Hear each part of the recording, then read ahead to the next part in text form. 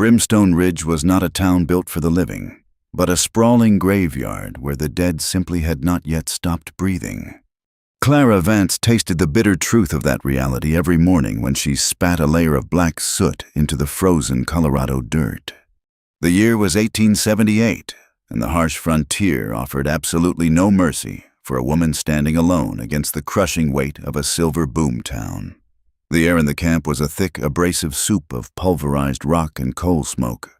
It clung to the skin, coated the lungs, and turned the snow a sickly, bruised gray before it even touched the ground. Clara stood at the sorting tables, her hands wrapped in ragged, blood-stained canvas. Hour after hour, she sifted through the jagged piles of raw ore dragged up from the belly of the Blackwood silver mine. Her fingers, once soft and familiar with the gentle keys of a parlor piano back east, were now calloused, split, and permanently stained the color of bruised iron. She sorted the high-grade silver from the worthless quartz, tossing the sharp rocks into wooden heavy barrels with a rhythmic, punishing force. She worked not for ambition, but for the desperate, clawing need to survive. Only 6 months prior, her husband, Thomas, had gone down into the Blackwood and never returned. The company men claimed it was a structural collapse in a localized shaft, a tragic but common occupational hazard. They brought him up in a sealed pine box and buried him before Clara was even allowed to see his face. The official story was an unavoidable cave-in. Yet, Thomas had been a master timberman, a man who could read the stress fractures in a rock wall like lines on a map. He had warned the company bosses about the rotting supports in the lower levels for weeks. He was ignored. Then, he was dead. The circumstances of his final shift remained a dark, tightly guarded secret, buried as deeply as the silver veins themselves. Grief was a luxury Clara could not afford. The day after, they lowered Thomas into the frozen, unforgiving earth. The Blackwood Mining Consortium presented the young widow with a ledger. According to their impossibly convoluted arithmetic, Thomas had died owing the company store a small fortune for tools, blasting powder, and advanced wages. It was a fabricated, suffocating debt, designed entirely to keep the workers indentured and their families trapped in the vicious cycle of company labor. If Clara could not pay, the company would seize her small timber cabin, auction off her few possessions, and cast her out into the harsh, biting winter of the San Juan Mountains. So, she took a job at the tailings. She stepped into a world dominated entirely by rough, desperate men. The prejudice she faced daily was as abrasive as the rocks she sorted. The miners, hardened by danger and fueled by cheap whiskey, viewed a woman on the claim as a curse. Frontier superstition dictated that a woman near the mine shafts brought nothing but bad luck, unstable earth, and impending death. They spat black tobacco juice at her boots as they walked past. They muttered cruel, biting insults under their breath. They made certain she was given the sharpest, most dangerous piles of ore to sort, hoping the sheer physical agony would drive her away. Clara ignored the bleeding cuts on her knuckles and the burning ache in her spine. She kept her head down, her jaw clenched tight, and her eyes focused solely on the gray stones. She refused to give them the satisfaction of seeing her break. The undisputed architect of her misery was a man named Silas. He was the company foreman, a man who wore the dust and misery of Brimstone Ridge like a tailored suit. Silas was a predator born of the frontier. He possessed a cold, calculating intellect and a heart entirely devoid of warmth. He ruled the Blackwood mine with an iron fist and a ledger book, squeezing every ounce of labor from the men while lining his own deep pockets. It was Silas who had signed off on the fictitious debt. It was Silas who watched Clara from the elevated wooden walkways, a thin, cruel smile playing on his lips as she struggled with the heavy barrels. The morning sun had barely crested the jagged peaks when the shadow of the foreman fell across Clara's sorting table. She did not look up, maintaining her punishing rhythm, the sharp stones tearing at the canvas, wrapping her fingers. Silas stood in silence for a long moment, studying her.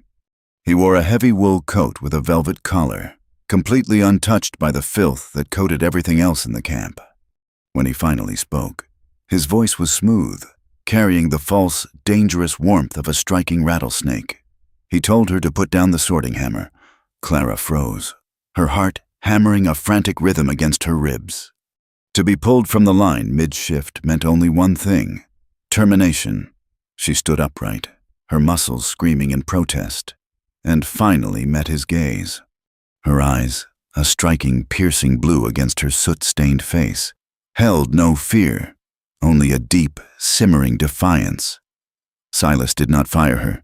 Instead, he presented an entirely different kind of death sentence. He informed Clara that he required a guide for a special survey of Level 4, deep within the oldest, most unstable sections of the Blackwood mine. He claimed the company engineers had lost the original schematics, and since she possessed her late husband's personal, highly detailed journals and maps of the lower veins, she was the only one capable of navigating the labyrinth of abandoned tunnels. Clara stared at him, the blood rushing in her ears. Level 4 had been condemned months ago. It was a flooded, rotten graveyard of weeping timbers and toxic air. Furthermore, the sheer idea of sending a woman down into the shafts violated every unwritten law and superstition of the mining camps. The men would riot. She refused him outright. She told him the descent was suicide, that her husband's maps were not tools for company greed, and that she would not set foot in the tomb that had swallowed Thomas. The foreman's smile vanished, replaced by a mask of absolute, terrifying authority. He stepped closer, invading her space, the smell of expensive bay rum and stale cigar smoke washing over her. He spoke in a low, measured tone, stripping away any illusion of choice. He informed Clara that her outstanding debt to the company was being called in immediately. If she did not lead the crew down to Level 4 by noon, the county sheriff would evict her from her cabin before sunset. She would be declared destitute, her belongings seized, and she would be sent down the mountain to the territorial poorhouse, a place where disease and starvation claimed those the mines had already broken. He would also ensure Thomas's name was publicly disgraced, branded as a thief who stole from the company prior to his death. The harsh mountain wind howled through the camp, kicking up stinging clouds of ash. Clara looked past Silas, staring at the gaping black maw of the main mine entrance cut into the side of the mountain. It looked like the open jaw of a starving beast, waiting patiently for its next meal. She thought of her warm cabin. She thought of the small wooden box containing Thomas's pocket watch and the few letters they had exchanged during their courtship. She thought of the absolute indignity of the poorhouse. Silas had cornered her flawlessly. He had weaponized her survival against her. Yet, beneath the terror and the crushing weight of the coercion, a sharp, piercing intuition sparked within Clara's mind. Silas was a man who commanded hundreds of hardened laborers. He could have forced any one of them to map Level 4 under threat of the lash or the gun. Why, then, did he specifically need the disgraced, despised widow of Thomas Vance to guide him into the dark? Clara tightened the bloody canvas around her hands. She looked back at the foreman, her expression completely unreadable, and told him she would fetch the maps. The descent into the Blackwood mine was not merely a journey into the earth, but a slow, suffocating surrender to a lightless purgatory. The rusted iron cage rattled violently on its grease-slicked cables, plunging Clara Vance and 3 men deeper into the crushing blackness of the mountain. The air grew steadily colder, thick with the sharp, metallic tang of iron ore and the heavy stench of damp earth. Clara stood rigid in the corner of the small elevator, clutching a bundle of oilcloth tightly to her chest. Inside the cloth were Thomas's maps, the last physical remnants of a husband swallowed by the very rock walls sliding past them. She kept her eyes fixed straight ahead, refusing to look at the 3 men who shared this claustrophobic descent. Leaning heavily against the opposite grate was Elias. He was a man carved from the very subterranean rock they mined, his face a weathered map of deep, coal-dusted wrinkles. He possessed the cynical, bone-deep exhaustion of a laborer who had seen far too many good boys crushed beneath bad timber. Elias chewed a bitter wad of tobacco in complete silence, his pale eyes entirely unreadable. He knew the hidden, rotting veins of the Blackwood better than any engineer, Yet he kept his vast knowledge locked tightly behind stained teeth, working solely for the miserable. Meager paycheck that kept a roof over his head and cheap whiskey in his cup. Beside Elias stood Jonah, a boy who had barely seen his 18th winter, trembling visibly inside an oversized, patched canvas coat. Jonah's eyes were wide and darting, catching the flickering light of the single lantern like a trapped, panicking rabbit. He clutched a heavy steel pickaxe with a white-knuckled desperation, driven into this lightless hell by the agonizing cries of his hungry younger siblings back in the muddy streets of Brimstone Ridge. Every creak of the descending cage made the boy flinch, a stark reminder of the fragile thread suspending them over the abyss. Standing apart from the workers, untouched by their fear or their filth, was Silas.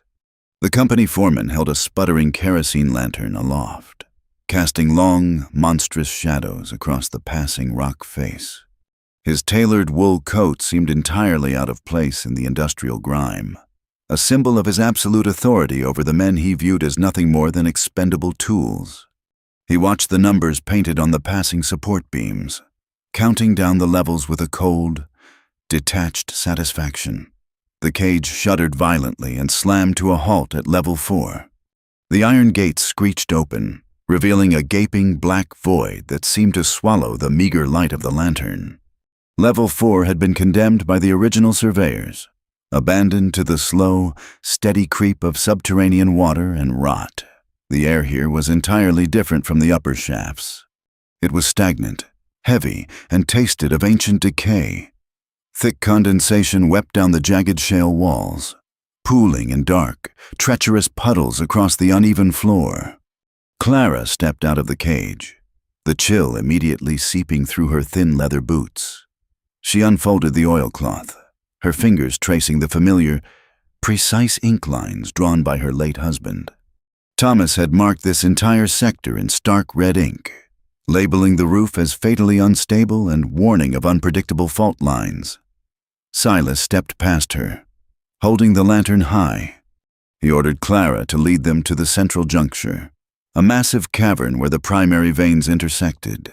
Clara hesitated, her eyes scanning the sagging, fungus-covered timbers that lined the tunnel entrance. She wondered what Silas was truly searching for in these condemned, flooded depths, far away from the profitable silver seams above. They walked into the heavy darkness. Jonah stumbled over a hidden rock, his breath coming in ragged, terrified gasps. Elias caught the boy by the shoulder, hauling him upright with a gruff, whispered warning to watch his footing. Silas offered no sympathy, merely pushing them forward with impatient commands. Clara navigated the treacherous maze, her memory of Thomas's warnings guiding her past deep, flooded sinkholes and deadly, unseen drop-offs. The only sounds were the steady drip of water falling from the unseen ceiling and the crunch of their boots on the loose gravel.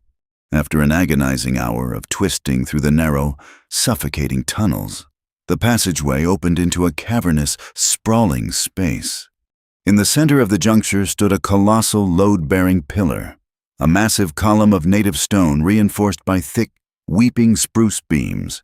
It was the singular linchpin holding up thousands of tons of mountain above them. Silas ordered them to halt.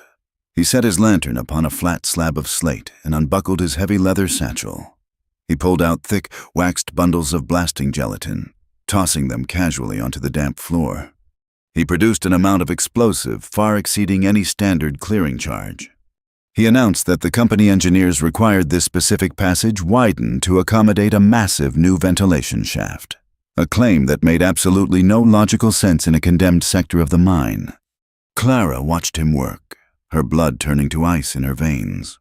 Thomas had spent countless evenings teaching her the precise mathematics of subterranean blasting, the careful calculation of force required to crack rock without bringing down the roof. Silas was not placing the charges against the dead rock face to widen the tunnel. He was methodically packing the explosive jelly directly into the deep, natural stress fractures of the central load-bearing pillar. She glanced at Elias. The old miner shifted his weight, his jaw clenching tight, but he said absolutely nothing. He stared at the floor, deliberately ignoring the fatal sabotage occurring mere feet away. Clara could not comprehend why a man with decades of experience would remain entirely silent while a foreman actively rigged their tomb. Clara stepped forward, raising her voice over the dripping water, her tone sharp and demanding. She confronted Silas, pointing a trembling, soot-stained finger at the packed charges. She told him that blowing the central pillar would compromise the entire structural integrity of the juncture and bring the ceiling down upon their heads. Silas stopped his work and turned to her. The cold, lifeless smile returned to his face, looking demonic in the harsh uplighting of the kerosene lantern. He wiped a smear of explosive grease from his thumb and told the widow that she worried entirely too much about matters beyond her station. He reached into his coat, producing a long, sulfur-coated match. He struck it against the rock. He lit the fuse. A bright, angry spark flared to life, hissing viciously as it began eating its way down the cord toward the heavy charges. Silas calmly picked up his satchel and ordered them to fall back down the tunnel. Panic seized Clara. She turned to run, grabbing Jonah by the sleeve of his oversized coat and dragging him toward the narrow passageway they had just navigated. Elias was already moving, his cynical slowness vanishing instantly as he sprinted for the dark exit. The blast did not wait for them to find safety. It was not a localized event, but the unleashed wrath of the mountain itself. A cataclysmic roar tore through the shaft, an eruption of concussive force that shattered the eardrums and liquefied the senses. The air pressure dropped violently for a fraction of a second before a solid wall of force slammed into them. The ground heaves upward, throwing Clara off her feet and launching her through the pitch-black air like a discarded rag doll. Behind them, the massive spruce timbers splintered into thousands of lethal wooden spears. The sound of tearing rock and groaning earth overwhelmed all thought.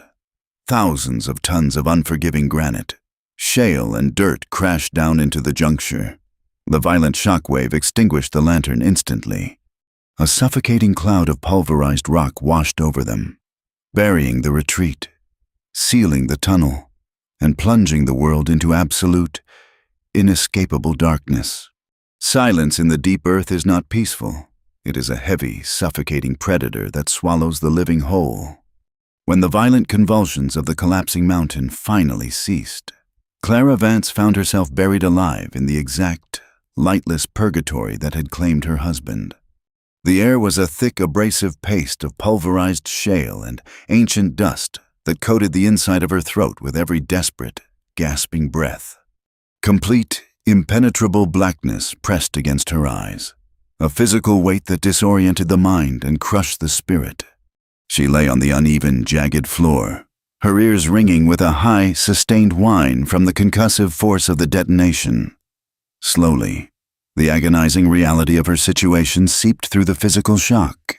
She moved her fingers, feeling the sharp, biting edges of shattered quartz beneath her torn canvas gloves. She was alive, a wet, ragged whimpering cut through the heavy dark, echoing off the unseen walls. Clara dragged herself upward, her bruised knees protesting the harsh movement. She swept her hands blindly across the damp rock until her knuckles brushed against the smooth metal base of the kerosene lantern Silas had dropped. Her hands shook violently as she fumbled with the glass chimney, striking a match from the small tin she kept in her coat pocket. The sulfur flared, a tiny, defiant spark of life against the immense void. She lit the wick. The meager yellow circle of illumination pushed back the shadows, revealing the horrific architecture of their new tomb.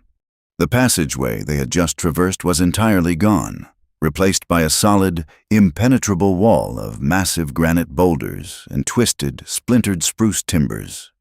They were trapped in a cramped, irregular cavern no larger than a modest parlor, with absolutely no conceivable way out. The whimpering grew louder, morphing into a raw, guttural scream of absolute agony. Clara swung the lantern toward the sound. Young Jonah lay pinned at the edge of the rubble pile. A colossal, jagged beam from the destroyed load-bearing pillar rested heavily across his lower right leg, pinning him mercilessly to the bedrock. The boy was thrashing wildly, his face entirely devoid of color, his eyes wide with a terror that bordered on madness. Dark, thick blood pooled beneath him, mixing with the stagnant black water that wept from the ceiling. Elias was already on his knees beside the boy, his weathered hands frantically tearing at the smaller rocks surrounding the massive timber. The cynical veneer of the old miner had completely shattered, replaced by a frantic, clawing desperation. Clara rushed to Elias's side, setting the lantern down on a flat stone. Silas remained standing a few paces away, meticulously dusting the pulverized rock from his tailored wool coat, his face a mask of cold, detached annoyance. Clara ignored the foreman and wedged her shoulder under the edge of the crushing beam alongside Elias. They counted in unison and heaved upward with every ounce of strength they possessed. Muscle tore, and breath burned fiercely in their lungs. The timber shifted just enough for Elias to violently drag the screaming boy backward by his collar. Clara collapsed against the cavern wall, gasping for air as Elias ripped his own canvas shirt into long strips to bind Jonah's leg. The damage was catastrophic. The bone was completely shattered, and the flesh was a ruined, mangled mess. Jonah sobbed uncontrollably, curling into a tight, shivering ball of misery on the wet floor. Panic, a contagion far deadlier than the foul air, began to take root in the cramped space. Elias slumped against the rock, his chest heaving, his pale eyes staring blankly at the solid wall of rubble. He muttered frantically under his breath about the millions of tons of stone above them, the absolute impossibility of rescue from level 4, and the slow, suffocating death that awaited them all. Silas merely checked his silver pocket watch, unbothered by the human suffering and openly annoyed by the delay. It was in this vacuum of leadership that Clara, hardened by months of relentless tragedy and back-breaking labor, found her iron resolve. She remembered the harsh, unforgiving rules her husband had taught her about surviving the deep dark. She crawled over to Elias's discarded canvas pack and extracted a single de-dented tin canteen. It was their entire water supply. She then moved to the lantern, turning the brass dial to lower the wick until the flame was nothing more than a faint, blue sliver to conserve the precious kerosene. Silas stepped forward, his heavy boots crunching loudly on the gravel, demanding to know what the widow thought she was doing. He reached out to take the canteen, aggressively asserting his authority as the company foreman. Clara did not flinch or retreat. She stood up, holding the canteen tightly against her chest, her piercing blue eyes locking onto his cold, dark gaze. She informed him in a voice as hard as the surrounding granite that the air would soon turn toxic, the kerosene would burn out, and the water would be strictly rationed to those who needed it most, starting with the bleeding boy on the floor. She pointed out with brutal clarity that his reckless, unauthorized blasting was the sole reason they were buried alive. Silas scoffed, a cruel, dismissive sound that echoed harshly in the small cavern. He told her a woman had absolutely no place giving orders to men, especially a destitute widow whose husband had died a disgraced company debtor. Elias pushed himself up from the floor, his fists clenched tight at his sides. The old miner walked over to the immense wall of fallen rock, holding the dim lantern close to the debris. He studied the sheer volume of the collapse, the specific angle of the shattered timbers, and the distinct smell of burnt explosive gelatin that still hung heavily in the stagnant air. When he finally turned back to the group, the frantic panic in his eyes had been replaced by a cold, simmering rage. He looked directly at Silas.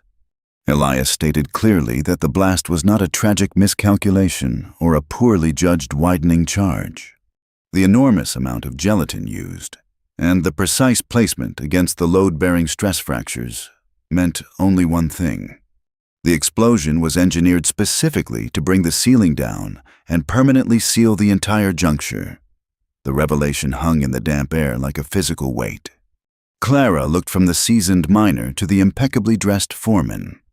Silas's demeanor remained entirely too calm for a man who had just accidentally trapped himself in a subterranean tomb. He stood rigidly, his hand resting protectively over the heavy leather satchel slung across his chest. He dismissed Elias's accusation as the paranoid rambling of an uneducated dirt scratcher. He arrogantly proclaimed that the upper-level crews would hear the detonation and clear the shaft within a matter of days.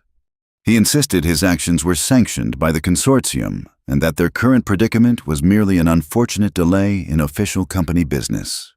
But Clara knew the bitter truth, and the grim reality of Thomas's maps burned in her mind. Level 4 was entirely off the company grid. It was a flooded, toxic wasteland completely ignored by the active surveying teams. No one was coming down here. No rescue party would risk the unstable upper shafts to dig through tons of collapsed rock for an abandoned sector. Silas had intentionally destroyed the tunnel, sealing them in the earth. The pressing mystery remained as to why a wealthy, powerful foreman would knowingly trap himself in the dark alongside a shattered boy, a cynical drunk, and a despised widow. The air was already growing thin, carrying the sour, metallic taste of ancient, undisturbed earth. Clara watched Silas grip his heavy satchel tightly, refusing to let it touch the filthy ground.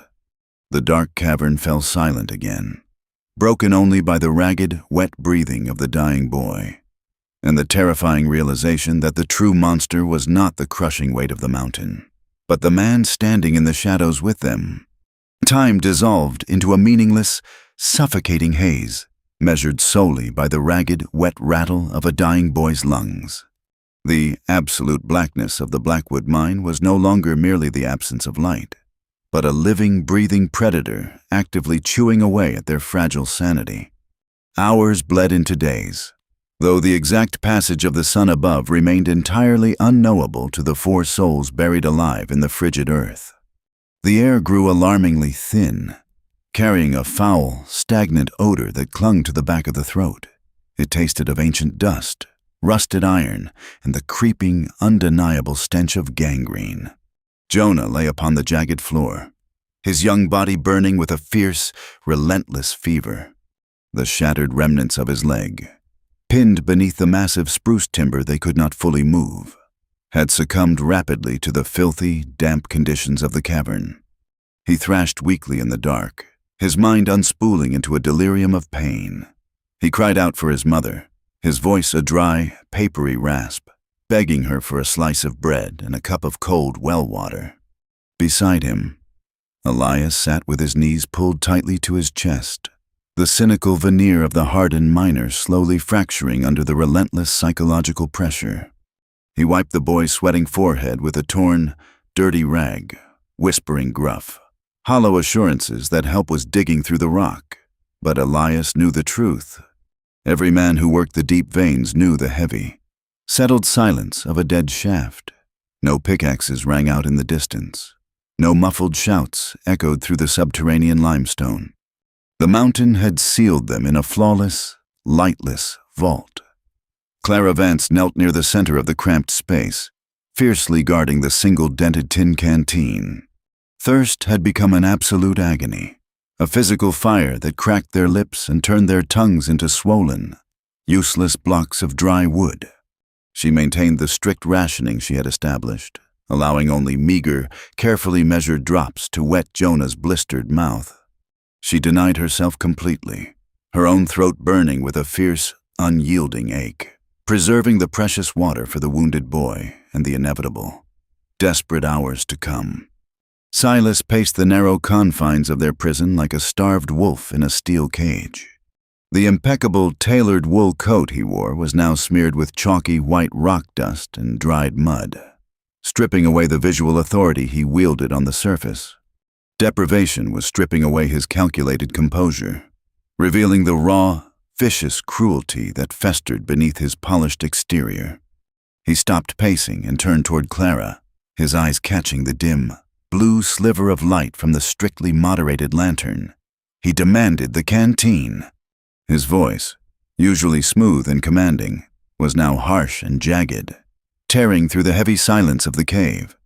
He argued that the boy was already dead, a rotting corpse wasting their only means of survival, and that the water belonged to the men who possessed the strength to dig them out.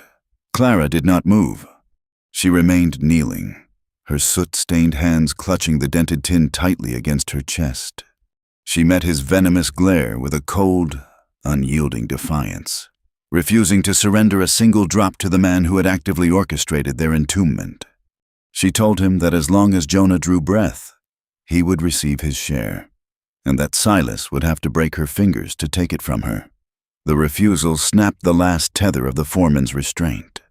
He took a menacing step forward, towering over the young widow. Since brute authority had failed, Silas weaponized the deep-seated, irrational fears of the frontier. He turned his gaze toward Elias, projecting his voice to ensure the old miner heard every toxic word. He declared that Clara was the sole reason the mountain had collapsed upon them. He invoked the oldest, most deeply entrenched superstition of the mining camps, stating that the deep earth violently rejected the presence of a woman. He painted her as a curse, a bringer of bad luck and unstable rock, blaming her for Thomas's death and now their own grim fate.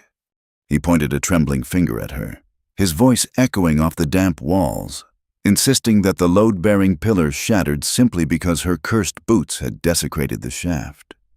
Elias flinched at the words. He was a man shaped entirely by the dark, a laborer who had spent decades observing the strange, unpredictable nature of the rock.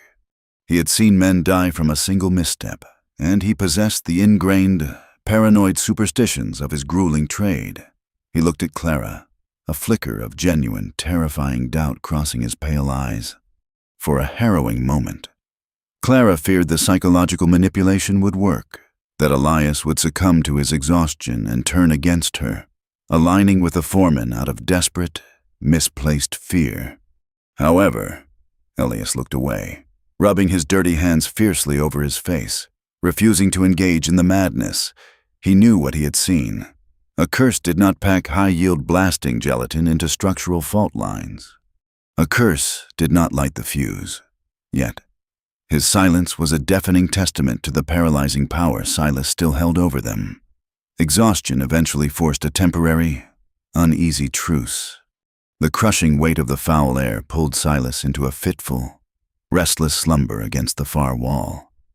He lay awkwardly on the damp stone, his breathing heavy and uneven.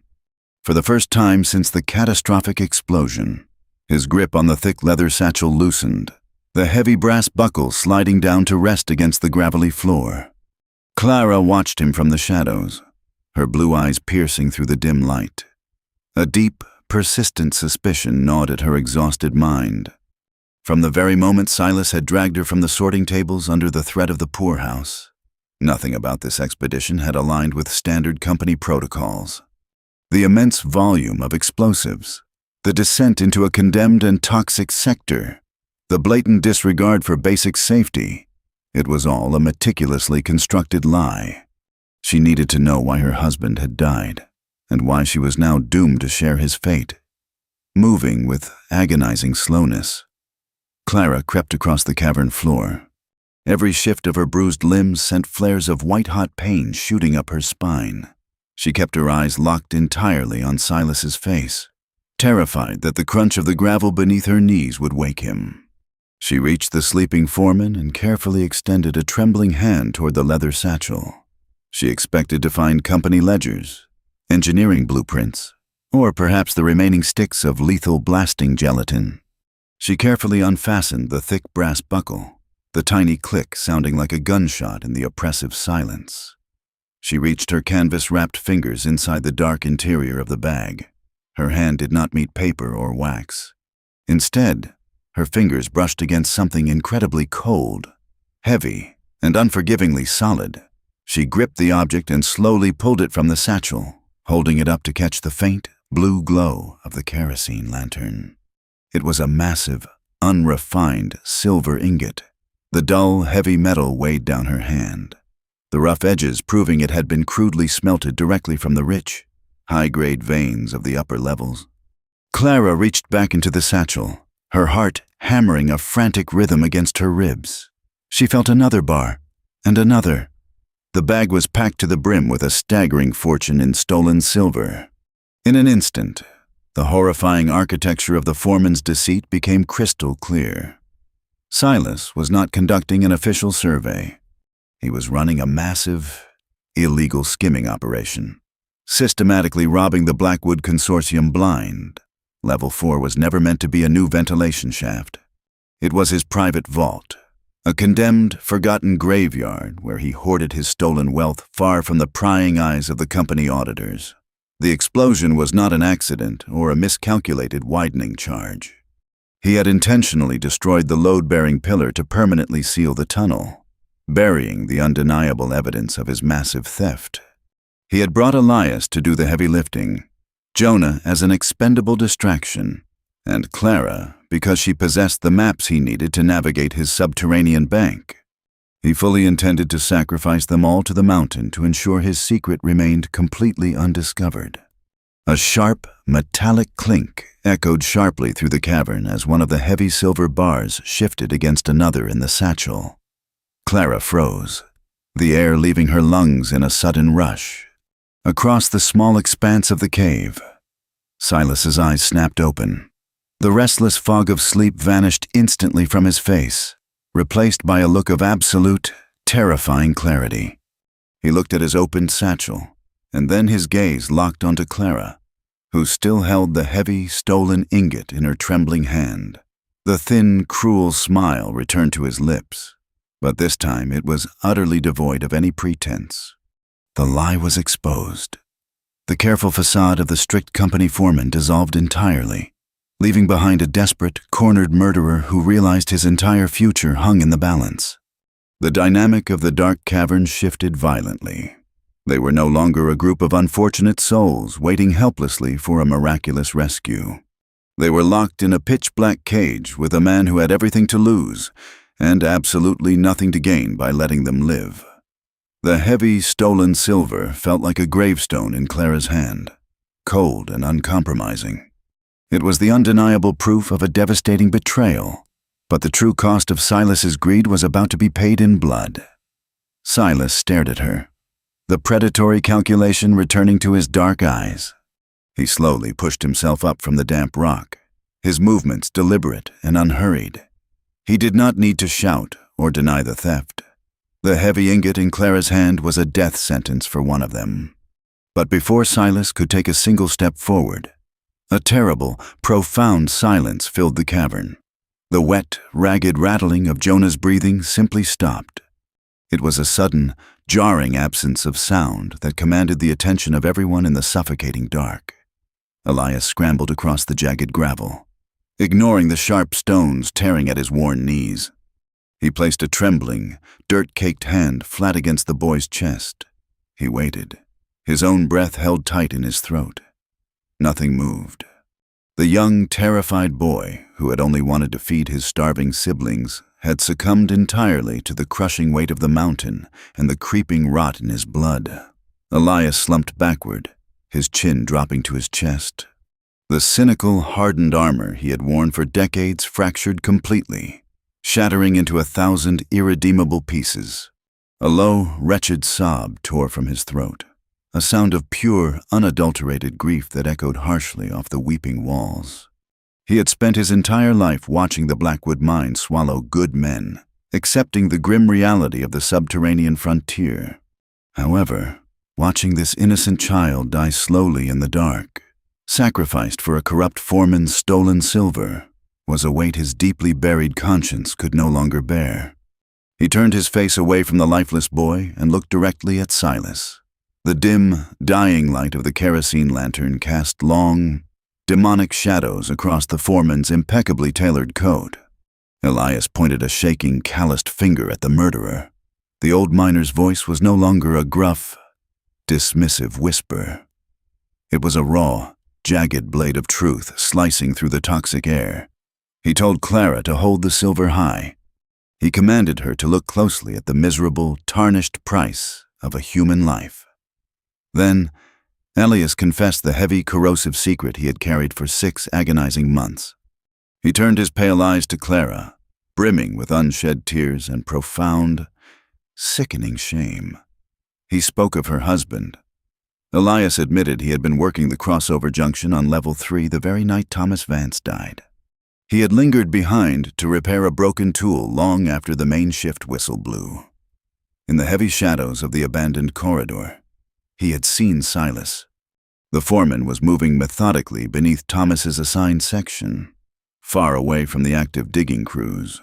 Elias had watched in absolute horror as Silas took a heavy iron sledge and systematically knocked out the wooden support wedges from the primary load-bearing timbers.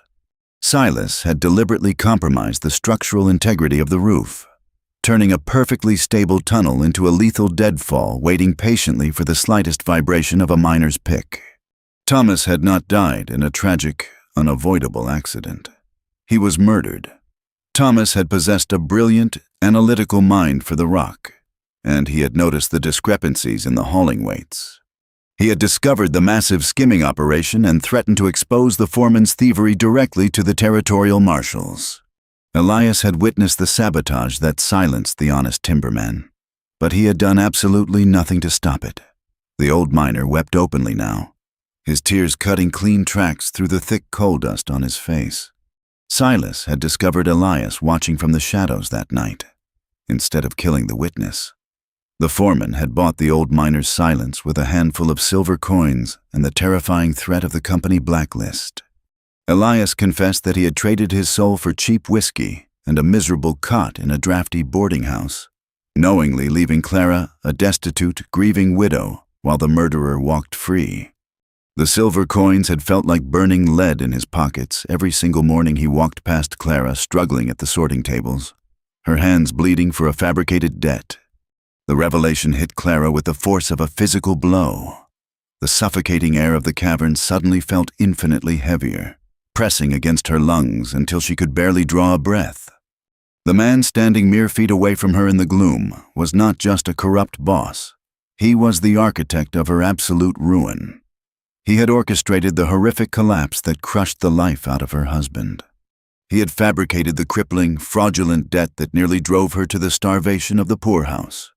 And now, he had buried her alive to rot in the very same cold earth, all to protect a satchel of stolen metal. A profound, crystalline rage ignited within her chest. It was a bright, terrifying fire that burned away the last lingering remnants of her fear, her exhaustion, and her despair. She carefully set the heavy silver bar down upon the gravel, the metallic clink ringing out like a judge's gavel. She did not scream. She did not weep for the past. She simply stood up, her posture straight and uncompromising. Her piercing blue eyes locked onto Silas with a lethal, unyielding intensity. She was no longer the broken widow sorting rocks in the snow. She was the absolute fury of the frontier, demanding a reckoning. Silas recognized the dangerous shift in the atmosphere. The polite, arrogant mask he wore for the company executives completely evaporated, revealing the cold, calculating sociopath beneath. He was a trapped animal, surrounded by the undeniable physical evidence of his crimes and the damning verbal testimony of an eyewitness. His sharp mind rapidly processed the changing parameters of his survival. Even if the impossible happened and a rescue crew miraculously broke through the massive wall of rubble, Silas would never walk out a free man. The marshals would hang him from the highest gallows in Brimstone Ridge before the sun set.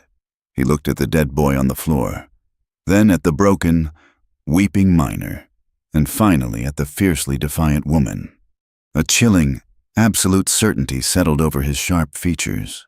The deep dark would keep his secrets perfectly safe, provided there was absolutely no one left alive to tell them. Silas reached a slow, deliberate hand down to the heavy leather sheath strapped to his belt. The metallic rasp of a long, serrated hunting knife being drawn from its scabbard hissed viciously through the tight confines of the cavern. The blade caught the weak glow of the lantern, a wicked sliver of steel promising a violent end. Clara possessed only a pair of torn canvas gloves, an agonizing memory of a stolen life, and a fierce, burning will to survive. The man who had taken everything from her now held a weapon, stepping forward with murderous intent. The lantern wick sputtered violently, the flame dipping precariously low, threatening to plunge them into an eternal, bloody darkness where the monster had the absolute advantage. A blade in the dark is a coward's advantage, but absolute blackness is the ultimate equalizer. Silas did not hesitate, launching his body across the small expanse of the cavern with the terrifying speed of a striking viper. His heavy boot caught the brass base of the kerosene lantern, sending it violently smashing against the jagged limestone wall. The fragile glass chimney shattered into 100 jagged pieces. The solitary, defiant blue flame was snuffed out instantly, plunging the subterranean tomb into an impenetrable, suffocating ink. Clara threw herself sideways, her shoulder colliding harshly with the rough stone floor. The serrated hunting knife sliced through the empty air exactly where her throat had been a fraction of a second prior. She heard the sharp, vicious hiss of the blade cutting nothing but stagnant air, followed immediately by the heavy crunch of Silas's boots landing on the loose gravel. He was hunting her entirely by sound, relying on the sheer panic of his prey to guide his lethal hand. Panic threatened to seize her throat, but the crystalline rage burning in her chest demanded a ruthless survival. She flattened herself against the cold, damp earth, her hands frantically sweeping over the uneven ground. She forced her mind to recall the precise, terrifying geography of the initial collapse. She remembered the exact trajectory of Jonah's desperate retreat and the heavy thud of his dropped tools. Her torn canvas gloves brushed against a patch of slick, coagulated blood, and then her trembling fingers curled tightly around the thick, ash-wood handle of the boy's discarded pickaxe. Before Clara could rise and mount a defense, a chaotic, violent struggle erupted mere feet away in the pitch black. Elias had not cowered in the shadows. The old miner, driven by the agonizing weight of his confession and a desperate, burning need for a final, violent redemption, hurled himself blindly at the corrupt foreman. Clara heard the brutal collision of bone and muscle, the harsh grunts of desperate men locked in a mortal embrace. Elias possessed the raw, sinewy strength of a lifetime spent swinging heavy iron hammers, but Silas was fueled by pure, unadulterated desperation and the terror of the gallows. The scuffle in the darkness was terrifyingly intimate. There were no grand heroics or calculated strikes, only the ugly, visceral reality of two men tearing at each other in the suffocating dust. Clara scrambled to her knees, hefting the heavy pickaxe, but she dared not swing the steel into the chaotic knot of unseen limbs for fear of striking the old man who was fighting to buy her time. A sickening, wet tearing of flesh abruptly halted the fierce struggle. A sharp gasp of absolute agony echoed through the cavern, followed by a heavy, breathless wheeze. Elias had found his redemption, paying the ultimate, bloody price for his months of cowardly silence. Silas had driven the long, serrated blade deep into the old miner's chest, twisting the steel with a vicious, practiced intent. Elias collapsed heavily to the floor, his calloused hands desperately clutching the lapels of the foreman's tailored coat. Even in his dying moments, the old man refused to let go, using his final ounce of fading strength to anchor Silas in place.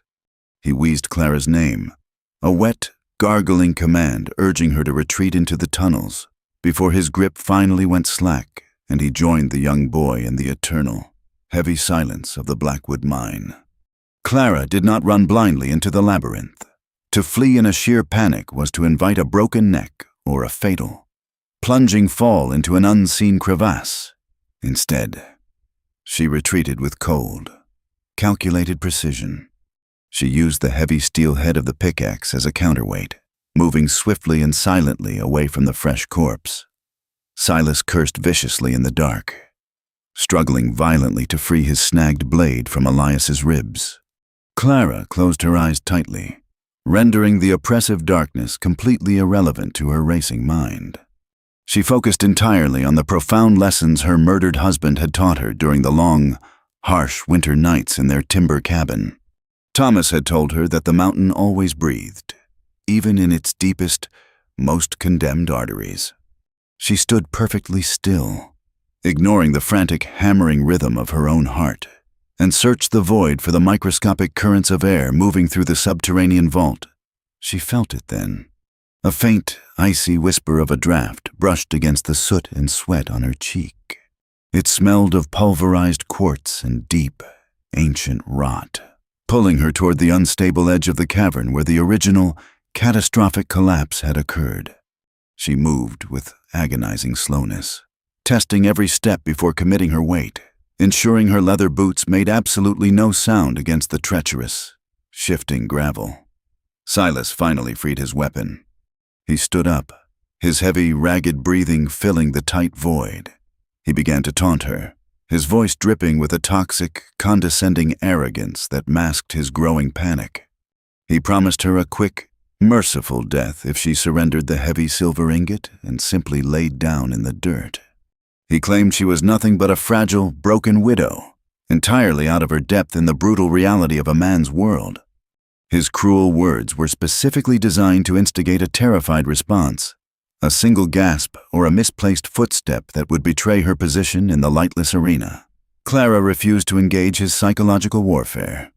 She reached the periphery of the cavern, her outstretched hand grazing the massive, splintered remains of a supporting timber. She remembered the specific, precarious architecture of this section from the fleeting moments of lantern light. Directly above her was a colossal slab of fractured slate, held aloft entirely by a single, deeply compromised wooden beam that groaned and wept under the immense, shifting weight of the mountain. She knelt beside the rotting wood, tightening her grip on the smooth ash wood handle of the pickaxe. She needed Silas exactly where she wanted him, positioned perfectly beneath the hanging guillotine of stone. She reached down, picking up a heavy handful of loose, sharp shale. With a swift, underhand toss, she hurled the rocks across the cavern. They struck the far limestone wall with a sharp, clattering racket, echoing deceptively in the confined space. Silas took the bait completely. He charged aggressively toward the false sound, his heavy boots crunching loudly as he abandoned all stealth and precision. Clara tracked his violent progress entirely by the noise, calculating the precise distance between the corrupt murderer and the lethal trap she had chosen. When his heavy footfalls indicated he was mere feet from the compromised timber, Clara stood up and struck the solid rock wall directly beside her with the solid steel head of her weapon. The sharp, metallic ringing instantly drew Silas's deadly attention. He pivoted on his heel, lunging blindly toward the true source of the sound, his serrated knife leading the way. He anticipated a desperate, cowering woman backed against a wall. Clara swung the heavy pickaxe with every fiber of her being, channeling months of grueling labor, profound grief, and righteous fury into a single, devastating arc. She did not aim for the man rushing toward her in the dark. She aimed for the mountain.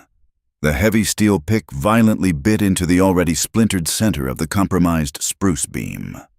The weakened wood shattered completely under the immense, focused force of the blow. The structural failure was instantaneous and catastrophic. The massive slab of fractured slate above them, deprived of its final, straining pillar of support, gave way with a deafening roar of grinding stone. Clara threw herself backward, rolling fiercely away from the epicenter of the destruction as a suffocating cloud of dust erupted in the dark. Tons of unforgiving rock crashed down upon the cavern floor, violently reclaiming the space with a concussive force that shook the very foundation of the earth.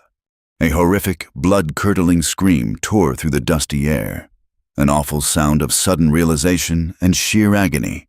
The shriek was abruptly cut short by the sickening crush of bone and the heavy, final settling of solid earth. Silence returned to the cavern, heavier and far more profound than before. Clara lay flat on her back, her lungs burning, the gritty taste of blood and pulverized stone thick in her mouth. She listened intently to the absolute blackness. There was no movement. There was no breathing.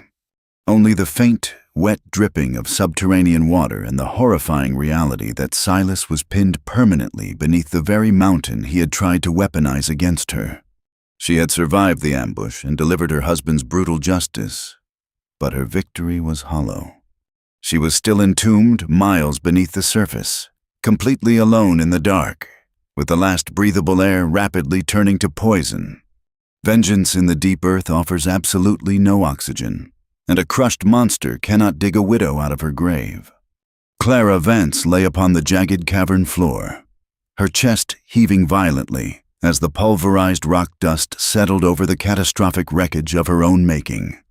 The suffocating silence of the Blackwood mine was broken only by a wet, bubbling rasp echoing from the far side of the dark.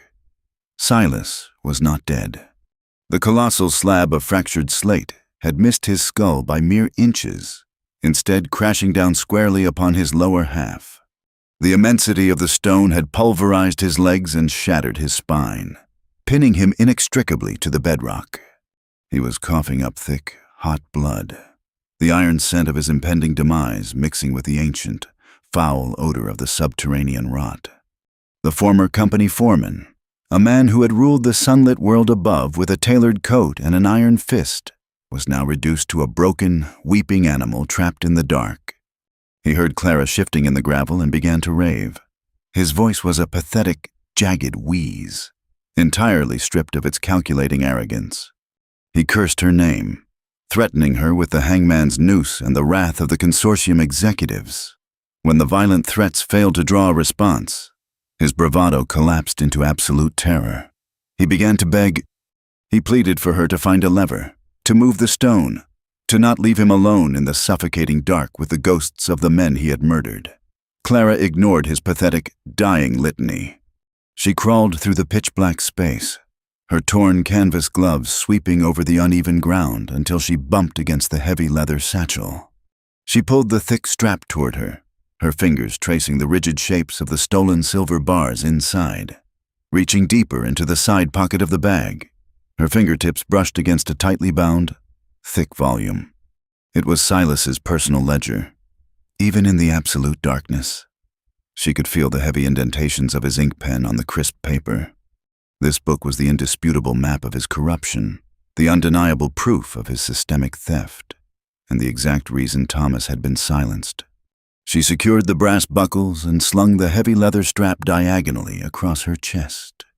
The weight of the raw silver was immediately agonizing, pressing fiercely against her bruised ribs and threatening to unbalance her. But leaving the evidence behind was simply not an option. She rose to her feet, her muscles screaming in protest. She turned her back on the dying foreman, leaving his pathetic, gurgling pleas to fade into the endless, crushing void of Level 4.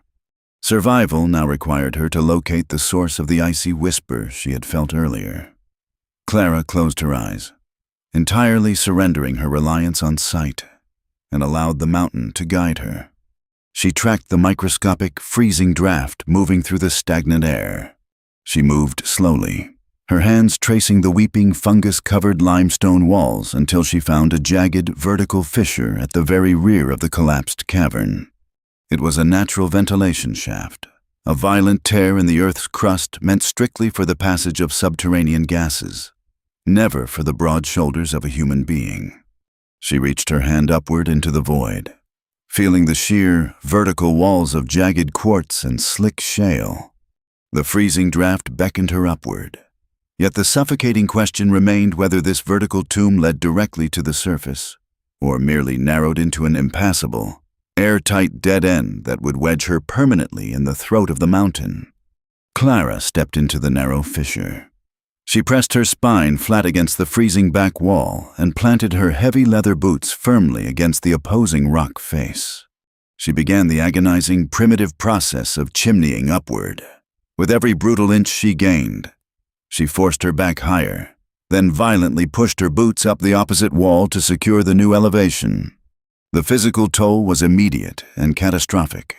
The jagged quartz acted like 100 tiny, rusted blades, slicing through the thick canvas of her coat and tearing deeply into the flesh of her shoulders and back. Her canvas gloves, already ruined from the sorting tables, rapidly disintegrated against the unforgiving stone. Her bare knuckles scraped raw, leaving dark, unseen streaks of blood against the slate. Gravity became a relentless, invisible enemy. The heavy satchel of stolen silver swung wildly with every upward thrust, threatening to pull her backward into the abyss. Every time the leather strap dug into her collarbone, a treacherous voice in the back of her mind begged her to unbuckle the bag, to let the heavy fortune fall into the dark so she could climb unburdened. But releasing the silver meant surrendering Thomas's vindication. It meant Silas would win the war of truth, even in his grave. Clara clenched her jaw, her teeth grinding together as she forced her trembling, exhausted thighs to push higher. Hours dissolved into an immeasurable purgatory of pain and friction. The higher she climbed, the narrower the fissure became. The claustrophobia was a physical weight, the rock walls pressing fiercely against her chest, restricting her breathing to shallow, panicked gasps. The air supply within the shaft grew terrifyingly thin. Hypoxia began to set in, a creeping, insidious fog that unspooled her grip on reality. Her vision, though already swimming in absolute darkness, began to fracture. The ringing in her ears morphed into the rhythmic, metallic strike of a timberman's hammer. She smelled the sharp scent of cut spruce and cheap tobacco. A voice, deep and impossibly familiar, echoed in the narrow throat of the mountain. Thomas. He was not a ghost of the deep earth, but a profound, anchoring memory resurrected by her failing brain. He was speaking to her just as he had on the long, brutal winter walks across Brimstone Ridge, his voice steady and calm.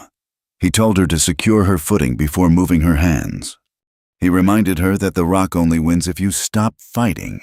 Tears of absolute exhaustion and profound grief mixed with the heavy soot and sweat on her face, stinging her eyes fiercely. Her muscles seized, violently cramping from the lactic acid and the severe lack of oxygen. She slipped. Her right boot lost its purchase on a patch of wet shale, sending her plunging downward. The heavy satchel caught violently on a jagged outcropping of quartz, jerking her to a bone-jarring halt. The thick leather strap bit fiercely into her neck, nearly strangling her in the dark. She dangled precariously by the strap and her bleeding hands, her legs swinging wildly over a terrifying, unseen drop. Panic, pure and unfiltered, threatened to consume her entirely. She was going to die here, wedged in the dark, miles away from the sun. The memory of Silas's cruel, arrogant face flashed in her mind.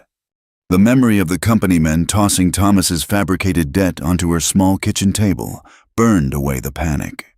The deep, crystalline rage ignited once more, a fiery defiance that refused to let the Blackwood Consortium claim another member of the Vance family. Clara screamed. It was a raw, primal sound of absolute refusal that echoed wildly up the vertical shaft. She swung her legs fiercely, driving her boots back into the solid rock wall. She hauled herself upward with a devastating surge of adrenaline. Ignoring the tearing of her muscles and the sharp, hot agony in her bleeding hands, she climbed past the point of human endurance. She climbed until her mind went entirely blank, functioning solely on the mechanical, rhythmic necessity of upward motion. Push, brace, reach, pull.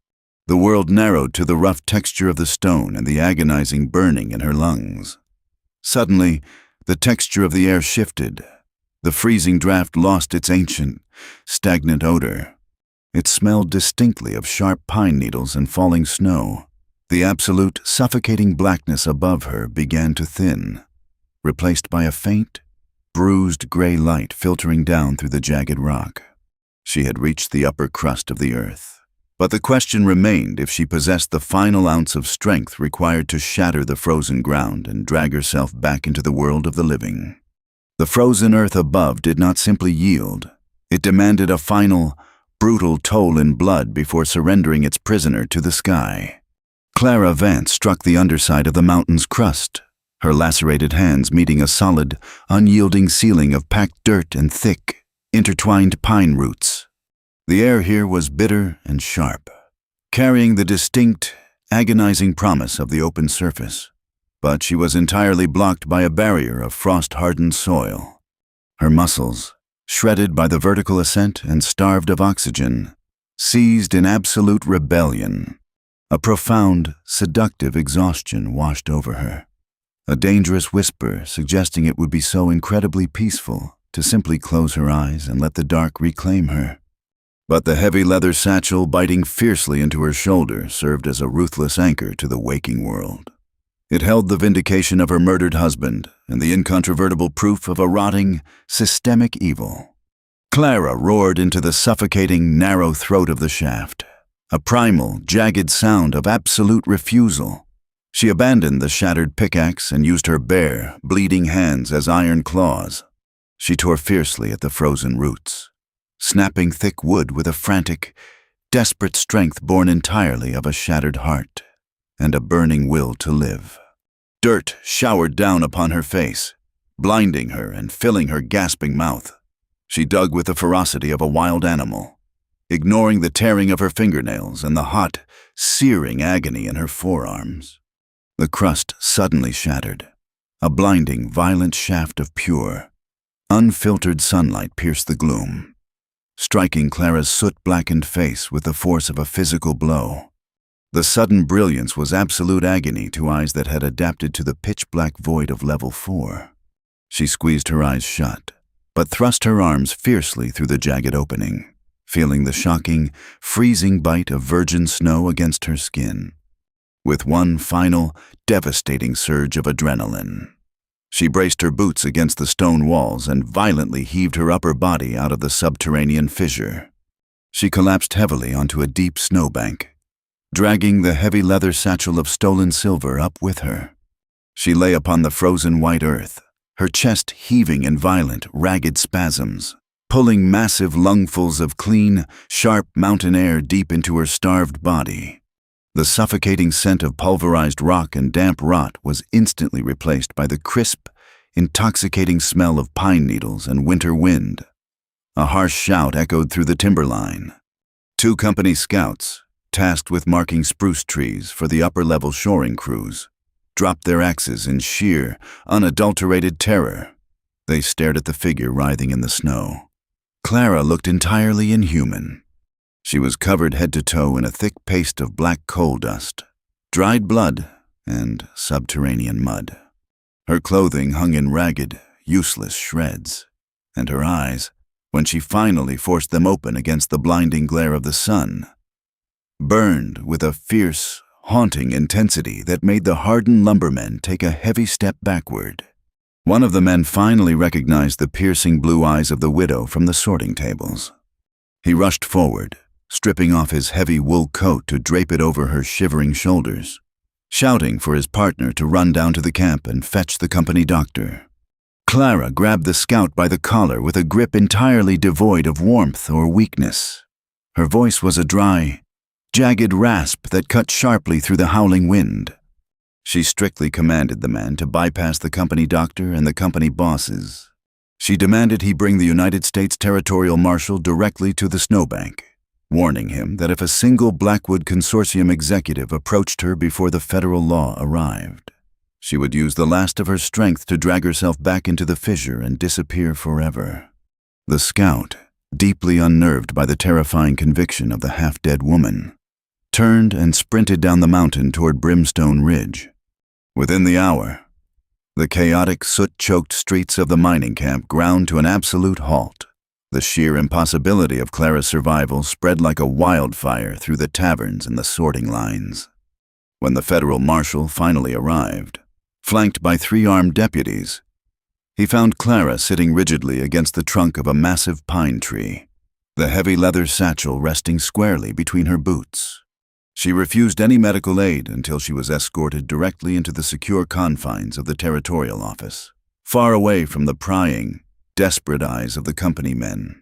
Inside the warm, wood-paneled office, Clara sat before the marshal's heavy oak desk. She did not weep, and she did not tremble. With deliberate, exhausted precision, she unbuckled the leather satchel and upended it onto the polished wood. The massive, unrefined silver ingots slammed heavily against the desk, the harsh metallic clatter sounding the absolute death knell for the corrupt masters of Brimstone Ridge. She then placed Silas's meticulous, damning ledger squarely atop the stolen fortune. Clara spoke for a full hour, her voice a steady, uncompromising blade of truth. She detailed the horrific ambush in the dark, the engineered collapse of Level 4, the tragic, agonizing deaths of young Jonah and the cynical Elias, and the absolute, irrefutable reality that her husband, Thomas Vance, was a murdered man. She outlined the massive skimming operation entirely corroborated by the foreman's own arrogant handwriting. The ensuing fallout was swift, brutal, and completely merciless. The Blackwood Consortium executives, arrogant men who had long believed their wealth placed them entirely above the law, attempted to storm the marshal's office to reclaim their stolen property. They were met instead with drawn revolvers and federal arrest warrants. The ledger provided an indisputable map of their complicity. The consortium was immediately seized by the territorial government pending a massive federal investigation into gross negligence, systemic theft, and the accessory to the murder of honest laborers. The fabricated debt that had chained Clara to the sorting tables was dissolved entirely into ash, and Thomas's name was publicly, fiercely restored to that of a brilliant, honest timberman who had died trying to protect the very men working beneath him. The company, desperate to avoid a public federal trial that would undoubtedly end with the executives facing the hangman's noose, offered Clara a settlement of staggering proportions. It was blood money, heavy with the ghosts of the deep earth, but she accepted it with a cold, clear conscience. She knew exactly what Thomas would have wanted her to do. She did not stay in Colorado to watch the executives go to prison or to witness the state engineers eventually dig through the rubble of Level 4 to recover the dead. 3 weeks after she climbed out of the earth, Clara Vance boarded a westbound locomotive, leaving the choking, abrasive soot of Brimstone Ridge entirely behind her. She traveled far beyond the jagged, unforgiving peaks of the San Juan Mountains, seeking a land where the earth did not demand a daily sacrifice of blood and sorrow. She found her salvation in the emerald green valleys of Oregon. Using the massive settlement, she purchased a sprawling, sunlit ranch nestled against the bend of a crystal-clear river. There were no dark, gaping maws cut into the hillsides. There was only the vast, unbroken expanse of the blue sky, the gentle sway of the tall grass, and the quiet, profound peace of the open frontier. Her hands eventually healed, the deep lacerations fading into pale, jagged scars that she traced in the quiet moments of the morning. They were no longer the hands of a desperate, grieving widow sorting worthless rocks in the freezing dirt. They were the hands of a survivor, a woman who had descended into the absolute, terrifying depths of human cruelty in the lightless belly of the mountain, only to tear her way back into the sun through sheer, unyielding iron will. On a warm summer afternoon, Clara stood on the broad wooden porch of her home. She held Thomas's silver pocket watch in her palm, listening to the steady, comforting tick of the gears. The crushing, agonizing weight of grief that had once threatened to drown her had finally been replaced by a deep, enduring serenity. She had faced the darkest, most terrifying monsters the frontier had to offer, both the greedy men who ruled the towns and the crushing weight of the unforgiving earth. And she had emerged victorious. She had fought fiercely for the memory of the man she loved, and in doing so, she had forged an unbreakable, brilliant future for herself in the light. Thank you for listening to this tale of the unforgiving frontier. If you found yourself captivated by the shadows and the triumph of the human spirit, please take a moment to like this video, subscribe to the channel, and share this story with those who appreciate the true grit of the Old West. Leave a comment below with the word resilience to honor those who fight their way out of the dark. And do not forget to hit the hype button so this gritty Western tale can reach even more listeners.